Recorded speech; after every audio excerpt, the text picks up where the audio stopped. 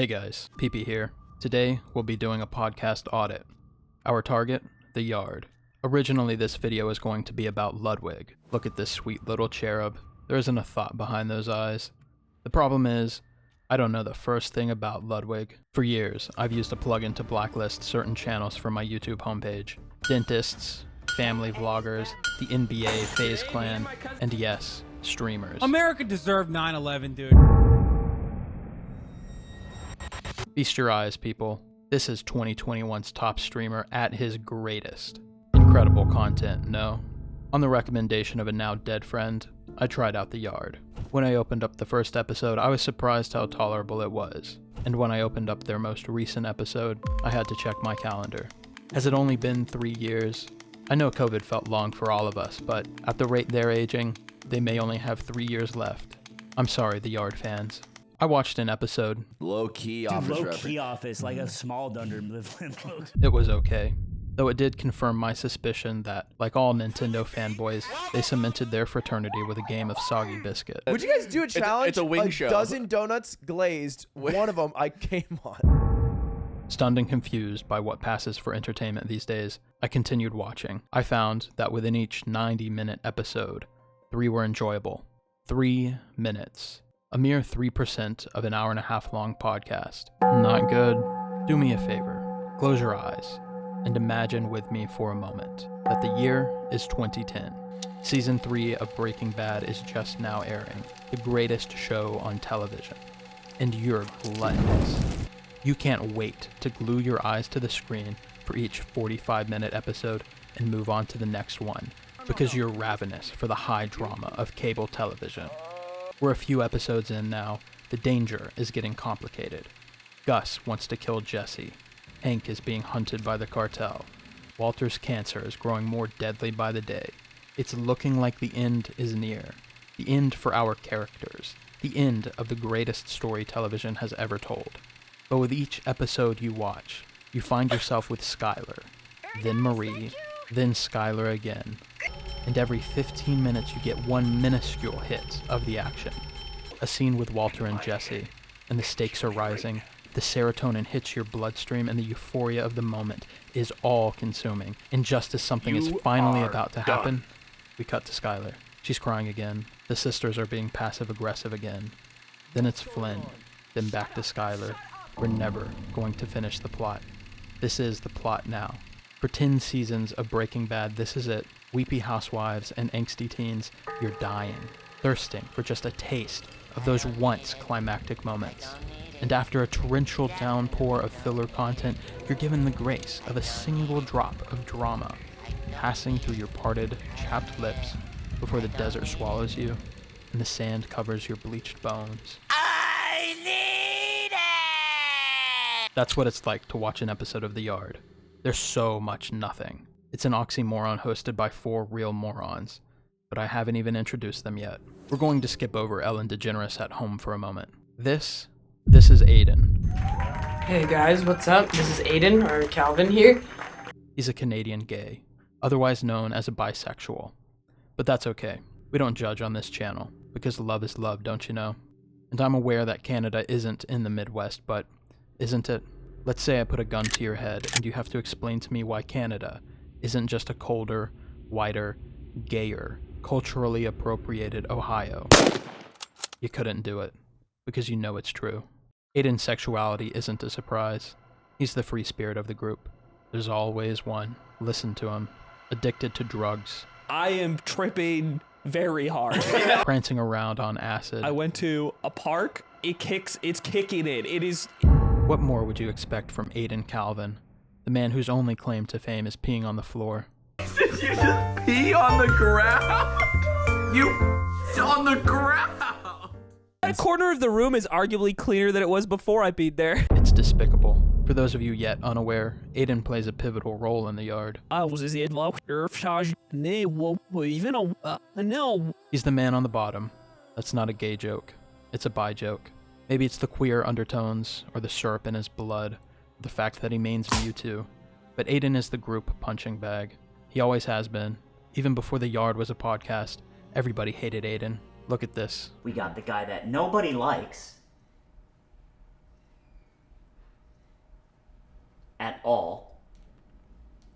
It's tradition by now, and just like all traditions, it's taken for granted. Every episode of The Yard begins with a roast of Aiden, but he's Canadian. He's too polite to defend himself. And so the cycle continues, week after week, and what the rest of them fail to see is that Aiden is the sacrificial lamb. Each week they crucify him because if he wasn't there, they would utterly destroy themselves. Their egos are too delicate, too fragile. They'd break where Aiden has yet to bend. He's the Jesus Christ of the podcast, and perhaps all podcasts. 6 out of 10. This brings us to Ludwig, the king of a meager YouTube-exclusive livestream. Undoubtedly, Ludwig is the biggest draw for The Yard, the one who kicked it all off by bolstering it with his own audience.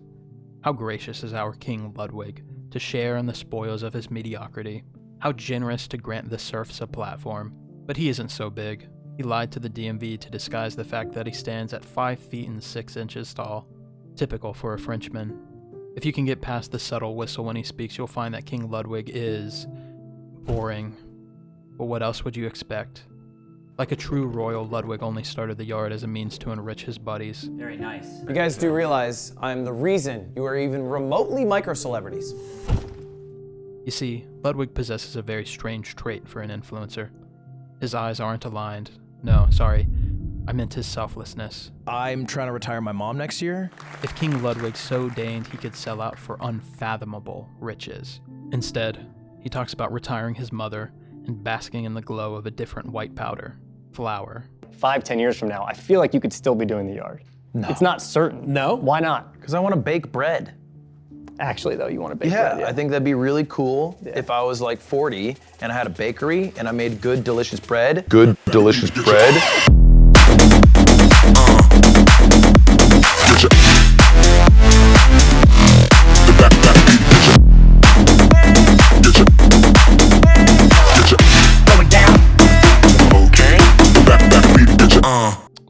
So he wants to be a baker. Isn't that precious? The king who bakes. Yeah, I'll believe it when I see it. King Ludwig may have bankrolled the podcast, but what does he do with this grand forum he has created? Does he stand in front of the crowd like Martin Luther King and seek to change the world? No. Each episode he sleeps in his throne as the jesters clap and dance, busking for nickels tossed from the void. I hardly realize when our king is gone for weeks at a time. For the episodes that he is there, he becomes the communal glazing post, a cookie to circle around, for them all to, maybe another metaphor. He's a backboard for the other boys to dunk on, to hit a LeBron James Lakers layup, to free throw March Madness style to Steph Curry Paris 2024 Olympics GOAT. Like Ronald is to McDonald's, King Ludwig is the dying mascot of the Yard podcast. It's a different age. We don't need monarchs anymore. Like Elizabeth II, Ludwig's time has come. Until then, it must be said that His Royal Highness, in all respects, is tepid. 3 out of 10. And now things get interesting. Slime Anthony Machine is the wild card of the group. And in case your eyesight is as bad as his, I should tell you that Grandpa Slime is bald. He's grumpy, he's quick to anger and slower to forgive. No doubt you've heard the saying, a wolf in sheep's clothing. Slime is like an elderly bear in a man-suit with the brains of an earthworm. Old man Slime shuns the internet, never knowing the first thing about internet culture. Look at him talk to Mr. Beast here, sitting next to the Augustus Caesar of online content, and all he can do is paint his face with a fake smile. You know how I know I'm 33? Is because I really like Diet Coke now. Every once in a while, Slime pulls out his Samsung Galaxy and watches a Linus Tech Tips video, but that's it. Look at this chump. This is a Best Buy YouTuber whose greatest creation was live streaming his mental breakdown. You know, I was one of the weird kids. And this is his #1 fan. Slime lives off the grid, disconnected. Despite how it might be sold to the Ring Pop's suckling audience of the Yard, this isn't because Slime is aloof in a cool, cultivated way. Slime is aloof because, like his neighbors in the home, he can't figure out how to reopen the apps on his phone after closing them out. If you can break through Slime's rocky exterior, and to do that, all you have to do is watch 30 seconds of the Yard, you'll find that Slime exhibits a childlike whimsy often reserved for the more simple members of the populace. Oh, Eamon. I'm a bear, aren't you, Eamon, alright? Considering he named himself after the Goop on Nickelodeon, well, we should have seen it coming. Of all the members of the Yard you're most likely to find yourself in an argument with, It'd be slime. Well, the problem, so there's an inherent problem of being a millennial itself, is that we're inherently cringe. He's got that right. But don't worry, he isn't a threat. Your best defense won't be a preemptive sucker punch to his naked melon, but just to hand him a juice box and a rattle. In his capacity as host of the Yard, Slime excels. The absurdity of his dichotomous spirit is a novelty that doesn't wear off from episode to episode. Man, so I didn't think Ludwig was wearing a belt, but he is wearing a belt. Would it be ungentlemanly of me to grab his member? Just don't leave him alone with any dead children. Oh yeah, I'll see everyone's cock. No. Yeah. We were comparing. I'm just saying, no, this is my feelings. Got him. A child's cock. A child's Will you cock? stand your ground? Or will you wither? If they're dead. He isn't a role model, but he's kind of funny. So, Ludwig, why is you talking about the video, man? All right. Considering the other two hosts we've touched on, it's about time we located some comedy, even if a little depraved. No, okay, wait. Aiden dies. I want to stick on this. Aiden dies. We split him up. Someone gets his ass end like a fucking big pocket pussy. If I had to sum Slime up with a superlative, I'd be stuck choosing between most likely to wear a diaper or most likely to commit a murder-suicide. 8 out of 10. With that, the end is in sight. All we have to do is get past Nick, the bespectacled ginger with a lesbian haircut. Quite possibly the hardest looking one of the bunch, what with his punk rock skater aesthetic, black clothes, and ocean of ink. Except he's a feeble little nerd. Take a look at him without his glasses. Nick is devoutly straight edge, an ex-skater, thus current poser, emetophobic, and possesses the most oddball health issues of the cast. Okay, I was born with an overproduction of earwax in my ears, and so I have to go to the doctor to get my ears cleaned every once in a while because I have too much earwax. Although everybody on the Yard is funny, Nick might be the cleverest and is constantly firing off one-liners to the boys. So then I said, no, not that chauffeur.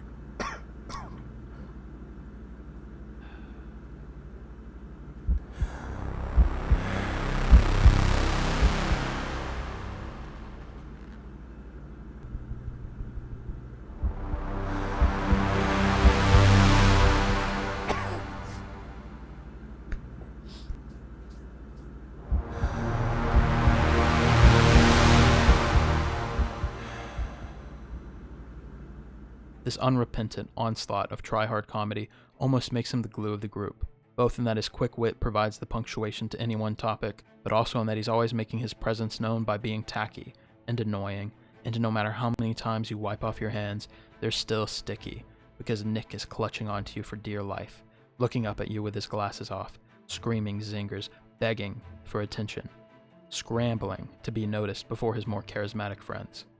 9 out of 10. Now look at them all together, the epitome, or as Nick might say, the epitome of what it is to be a quirked up white boy. Nah, see, like for me, it's about that yeet, yeet. Nah, I feel like yeet. They're like a less cool version of Cody Co. Sorry, hold on for a second. Hello? Oh. Oh. I see. Thanks for letting me know. So they're like a much cooler version of Cody Co. That's the cast. I'm not aware of any successful podcasts that have more than 2, and especially not 3 hosts. But this motley crew of 4 cigarette-smoking, probable racists pulls it off. And for all their faults, their weak links, their undeserving members, they succeed, and they succeed together. It wouldn't be the Yard with only 3 members, or 2, or if the Yard was just Ludwig locked in a room with a camera and his cat. It really is a monkey-together, strong situation. This coalition of suburban apes has stumbled upon the perfect formula for social cohesion. Ludwig provides the foundation, Nick is tacky, Slime, the gooner, is sticky, and Arnold... Does anybody care about Andrew? I guess he's like the purple dye in the Elmer stick. Outwardly flamboyant, but otherwise inconsequential, like every gay minority side character. My argument is, no member deserves to be called the glue of the group any more than any other, because at the end of the day, we are what we eat. What we're really here for is the content. This is a podcast, after all. Some podcasts are educational. You sit down and learn about history, or politics, science, philosophy, ancient Rome, or the human brain. Other podcasts might cover the news, drama, comedy, or true crime. But come on, This is the Yard we're talking about. This is the premier podcast of, I'm not sure actually, rich white guys living in Los Angeles. A normal episode for the Yard opens with bullying Aiden for being half gay, and then the other 3 act gay for an hour and a half. Kiss me on my lips. A lot of time is devoted to talking about work, which is live streaming and or producing live streaming events. Their friends are live streamers, their guests are live streamers, their king is a live streamer. So much of it is excruciatingly boring live streamer garbage. That's about as close as I could get to a central theme. You aren't meant to learn anything from the Yard. Good God, are you not meant to learn anything? Nothing particularly interesting happens most of the time. The Yard is just some nearly middle-aged guy shooting the breeze. And Peter's like, I'm not even Jamaican. Get a booth at any Chili's in the contiguous United States, and you can hear half a dozen of these conversations at the same time. The Yard boys are just richer, but I'd be remiss in my auditing duties if I didn't commend the Yard for its special episodes. Those are worth watching. Paramount among them, the episode in which future owner of 9 dogs, Anthony Slime, gets a full body wax. I feel like this is really gonna hurt, or it's not gonna hurt at all. If given a choice between watching that episode once or the first Shrek movie almost twice, I'd probably go with Shrek. But still, you get my point. I don't actually think I made a point, but hey, I have that in common with the Yard. The only other episode that compares is a praise God Ludwigless episode. In this episode, the other 2 guys and the gay one rank all the types of guys. Little cross earrings. Little cross earrings. The dudes who always are wearing little cross earrings. This was one of mine. Bro, they're kind of based. It's a dumb premise, but at least it's novel, extra long, and the needy one isn't present. It is riveting. If you accomplish only one thing in life, make it watching this masterpiece of podcast slop. Don't put it on when you're in the gym, or the car, on a plane, or banging Ludwig's mom. Plop down onto the couch, get a bowl of flaming hot Cheetos, and hold your phone 3 inches away from your face and pay 100% attention with all sincerity. I imagine that's how most The Yard fans consume the podcast. I bring this up to mention that I think the optimal way to listen to The Yard is paying half attention at double speed. 5 out of 10. Every podcast needs a theme and branding, and The Yard does it well. Each episode is filmed on a well-constructed set. The props are appropriate. They have a logo that makes sense. It's all pretty good, with the boys in the yard. You would think it's all very original, except the premise is all a lie. They called it The Yard in reference to the boys. Not these boys, not this the boys, this the boys. My milkshake brings all the boys to the yard. Disappointing. There they sit, all in a yard. The Yard. Yet, I don't see a novelty milkshake anywhere on set. 0 out of 10. Their titles are okay, sometimes they're clickbait. Other times, they should be. 5 out of 10. The quality of their thumbnails is better than that of their titles. Except they rely on the same 3 photos of Ludwig, the most notable and the least consequential cast member. 3 out of 10. The episodes are long, but there's good news. You can click off at any time. An hour and a half each week. Other influencers struggle to eke out an hour. They also have a premium episode on their Patreon. Personally, I'd rather donate my $5 to the Proud Boys, so I have no remarks about the volume of content that is paywalled. Nevertheless, they're yanking the udders of their king to milk as much money as they can from their viewers. 9 out of 10. Finally, their intros are fresh each week. It's reminiscent of those home videos from the 90s and 2000s. You know, when a toddler would pick up the camcorder at a family function. He drags himself along. You can make it, you can make it, you can make it.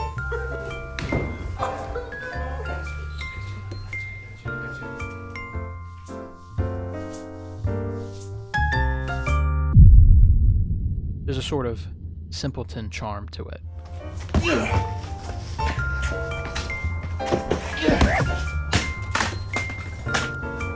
And they rarely feature Ludwig, so 10 out of 10. It's time for the final scorecards. I don't grade on a curve, so each cast member will be scored based on his or her own achievements. There are too many categories for me to waste time on, so you'll have to pause or something. I don't know why you would though, this is a throwaway joke at best.